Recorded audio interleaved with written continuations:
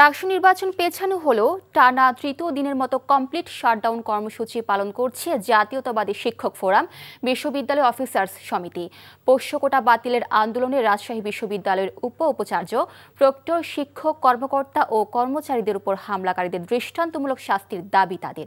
হামলায় জড়িতদের শাস্তি না দেওয়া পর্যন্ত কর্মসূচি চলবে বলে জানিয়েছে জাতীয়তাবাদী শিক্ষক ফোরাম ও অফিসার্স সমিতি।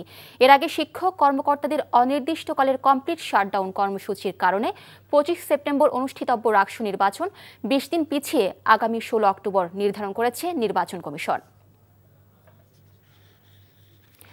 এই মুহূর্তে রাজশাহী বিশ্ববিদ্যালয় ক্যাম্পাসে আছেন আমাদের স্টাফ করেসপন্ডেন্ট নূর হোসেন। আমরা সরাসরি চলে যাচ্ছি তার কাছে। নূর, ক্যাম্পাসের পরিস্থিতি এখন কেমন দেখছেন?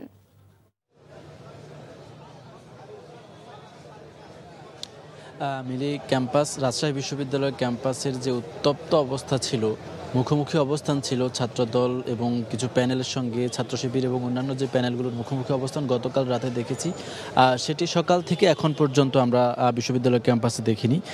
গতকাল বিশ্ববিদ্যালয় নির্বাচন কমিশন যারা রাকসুর নির্বাচন পরিচালনার দায়িত্বে ছিলেন, তারা আনুষ্ঠানিকভাবে সংবাদ সম্মেলন করে জানিয়েছেন নির্বাচন পরিচালনার জন্য যেই পরিমাণে তাদের শিক্ষকদের এবং কর্মচারীদের সহযোগিতা প্রয়োজন, সেটি তারা নিশ্চিত করতে না পারার কারণে নির্বাচনটিকে তারা স্থগিত করেছেন।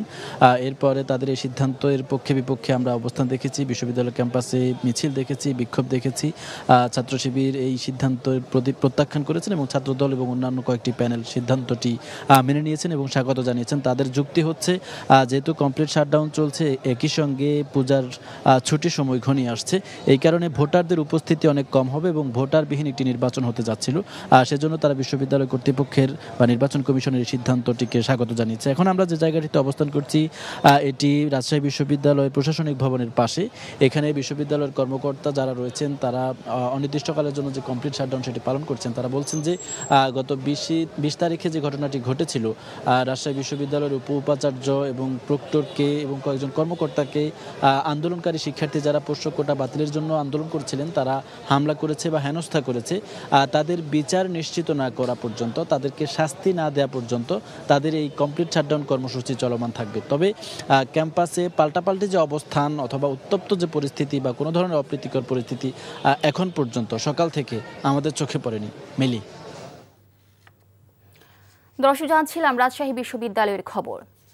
বান্ডেল থাকলে প্রতি সেনমানিতে টাকা বাঁচবে। বিকাশ সেনমানি বান্ডেল কিনে জিতুন প্রতি লেনদেনে।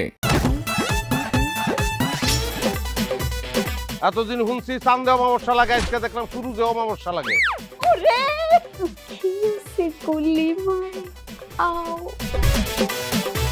আপনার নামটা? আমার নাম লাবণ্য। এটা ধরেন। এইটা কি?